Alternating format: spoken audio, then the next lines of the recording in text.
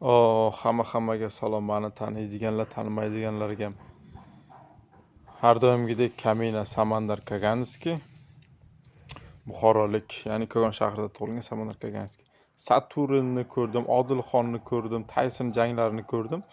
Shu Tayson, o'zbek Taysoni, keyin Odilxon, keyin Saturn normal yaxshi urishar ekan, qolganlar bo'lmaydi. Xullas kalom, Komil Karateni ham, Erka Bulanni ham gold yutadi. Dakkansa dasmert qo'yib bersa yutadi, oladi gold. Endi yaqinda bo'lib o'tgan jangida g'irromlik qilish, boshqa qilishda hammasini bildi, 80-90% xalq bildi, boshqalar ham bildi.